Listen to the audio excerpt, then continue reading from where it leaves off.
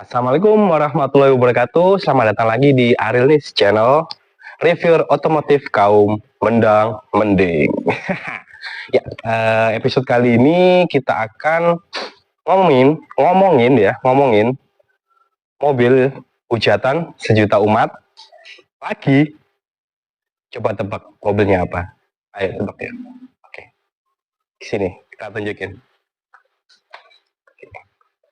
Tada. Ini adalah mobil hujatan sejuta umat.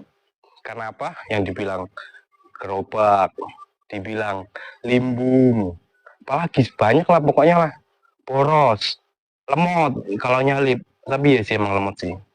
Ya, di episode ini kan review aja, tipis-tipis lagi reviewnya. Karena ini untuk kaum mendang-mending, jadi reviewnya tipis-tipis aja ya. Di sebelah saya ini ada Terios tahun 2020, tipenya tipe R ya, yang tipe R otomatis untuk transmisinya. Kalau untuk modifikasi nggak ada yang dimodifikasi yang terlalu serius ini untuk mobilnya. Sempat ganti velg beberapa kali. Ntar di bagian samping kita ngomongin untuk bagian velgnya ya. Depan dengan aksen chrome, nggak ada yang dimodifikasi, ini masih standarnya. Nah ini paling ini aja sih, lampu LED scene dajal yang kalau malam tuh terang banget untuk ngesennya biar orang kelihatan kalau belok ya. Kita ke samping aja kan, depan udah nggak ada apa-apa, kita lanjut ke samping. Oke. Ya. Di samping seperti yang paling kelihatan, velgnya bukan velg standar. Ini pakai velgnya apa, coba tebak ini. Ini velgnya originalnya punyanya Expander Cross, sama-sama ring 17. Enaknya kalau pakai velgnya Expander ini dia centerboardnya tuh sama dia. Centeringnya sama punyanya Daihatsu. Jadi nggak perlu nambah-nambahin centering atau tambahan untuk di bagian tengahnya lagi. Sempat mobil ini nambahin velg, gonta-ganti sih velgnya sih. Untuk velgnya sendiri pernah pakai RPF 1. Iya, RPF 1 ya. Ya 3 kali sih RPF 1.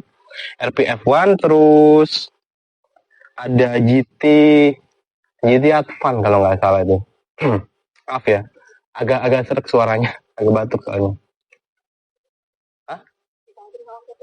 Iya, nanti cek sama videonya berjalan, ntar ada fotonya buat nampilin. Ini ring 17, bahannya masih tetap bawaan Terios sendiri. Nah, untuk tromol ini ala-ala diwarnain aja supaya gak kelihatan gelap, jadi kelihatan lebih fresh. Mungkin diwarna apa ini, lime, kuning lime. Dari samping gak ada yang dirubah, masih tetap.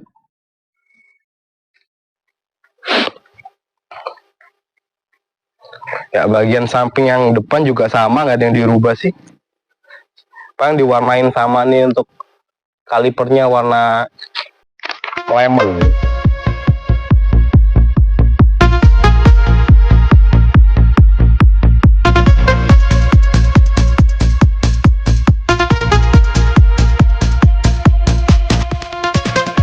Bagian samping mungkin itu aja. Ke bagian belakang gak ada yang spesial juga sih, karena masih mobil keluarga, dipakai standar aja. Mungkin ini aja mata kucing kanan kiri, ini pernah keserempet motor waktu itu ceritanya, jadi pecah. Habis itu diganti sekalian pakai aftermarket yang bisa nyala kanan kirinya supaya lebih aksen apa ya, lebih kelihatan terang aja sih waktu jalan. Nah, sebelah kanan kiri ini. Yang lain standar. Ya mungkin habis ini kita cerita-cerita sedikit pengalaman selama 5 tahun pakai mobil ini. 5 tahun lebih sih, ini 2020 ya, saya udah bulan 4. Sekitar 5 tahun lebih, ntar kita pengalaman dikit, cerita dikit untuk user experience-nya. Oke. Ke pengalaman memakai selama 5 tahun untuk mobil ini. Gimana rasanya? Coba kita lihat dalamnya dulu. Ya, gini dalamnya standar, nggak ada dipapain. Paling tambahan biasa, karpet mini. Ya. Jadi selama 5 tahun pakai mobil ini, bener sih yang dikatain orang-orang itu, apa ya, lebih keras. Untuk suspensinya pertama kali pakai emang sebelumnya saya pakai sedan. waktu pertama kali bawa ini rasanya emang keras banget. Mungkin karena apa? Karena dia ground clearance-nya tuh lebih tinggi, jadi lebih keras supaya tidak apa ya, kalau belok supaya tidak terlalu limbung mungkin ya. Untuk konsumsi bahan bakarnya, karena ini 1500 cc, bisa dapat sekitar dalam kota itu bisa 1:12 mungkin. Luar kota bisa 1:15 atau 1:16. Ada mobil di pos dulu. Oh, enggak. Sorry, lanjut. Udah lewat mobilnya. Terus kalau mau take over kendaraan emang harus ada ancang-ancang dikit karena metiknya agak lemot sih. Waktu ngoper itu dia kayak ada jeda gitu antara ketika kita kick down, dia kayak ada jeda mikir buat ngoper ke gigi lebih rendah supaya dapet torsi dia, baru langsung itu nyalip. Selebihnya sih oke sih, mobilnya tangguh. Selama 5 tahun ini untuk perawatan cuma baru apa ya, nggak ada yang diganti sih, paling ganti part-part kayak filter aja, oli rutin, yang lain masih oke semua. Kaki-kaki tangguh banget.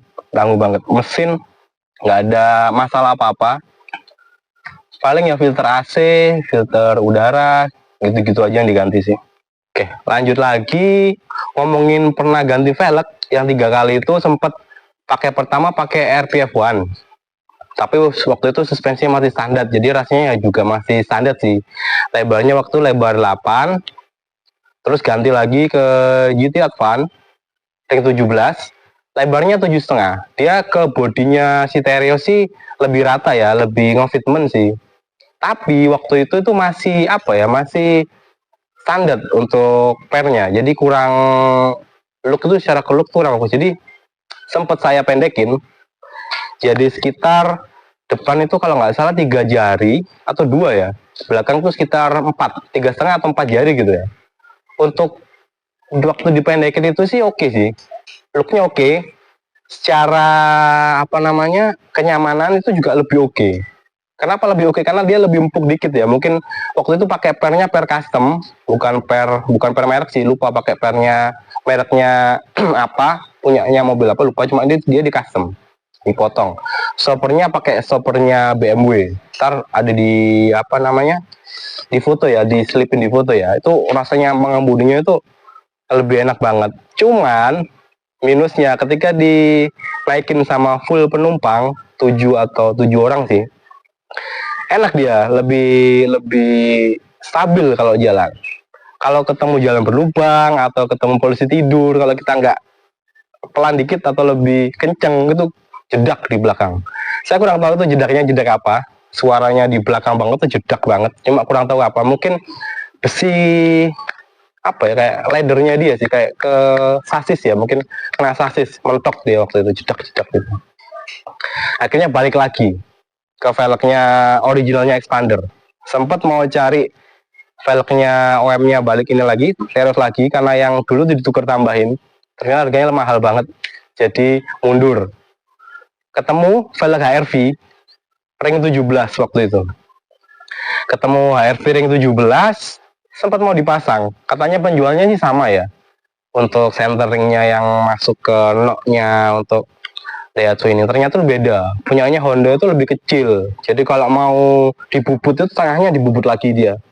Dibubut lagi, saya nggak mau karena kan safety-nya kurang. Jadi dia jarak antar bubutan sama rodanya tuh jadi lebih sempit. Jadi megangin velgnya dia kurang kuat. Akhirnya ditawarin lah velgnya expander yang PNP langsung tanpa kita pesan centering, bautnya juga sama.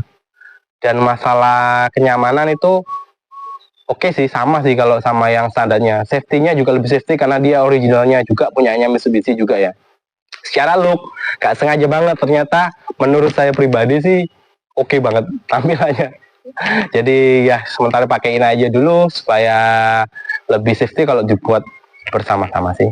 Ya mungkin pengalaman selama 5 tahun tuh sih, keluh kesahnya, cerita juga kan dengan velgnya juga. Secara look tampang sih sebenarnya oke mobil ini ya. Ya cuma nggak tahu kenapa kok banyak dihujat, setiap hujatan otomotif, setiap hujatan yang di mungkin Facebook atau TikTok itu banyak banget mobil ini dihujat. Tapi selama pakai 5 tahun sih overall puas, meskipun ya agak nggak nyaman sih. Ya untuk next episode Yaris 2010 Mbak Pau yang sangat terkenal Bandung. Next ya, next Om. Ya, inilah penampakan untuk mesin Terios yang tahun 2020, 5 tahun pemakaian di kilometer sekitar 52.000. Low KM sih ya, termasuk jarang dipakai karena tahunnya nggak sampai 10.000. Itu udah 5 tahun lebih sih. Ya, penampakannya seperti ini. Masih bersih banget ya. Ya emang karena dirawat sih. Saya pribadi yang suka bersih-bersih. Ini ada kotor langsung dilapin. Overall nggak ada masalah sih. Mobil ini sama sekali nggak ada masalah. Emang badak banget. Jadi tinggal pakai aja. Oke, mungkin itu saja review kaum menang-mending kali ini di episode Terios penuh hujatan. Mungkin like, komen, dan subscribe di channel ini untuk lebih berkembang lagi. Saya ucapkan terima kasih. Wassalamualaikum warahmatullahi wabarakatuh.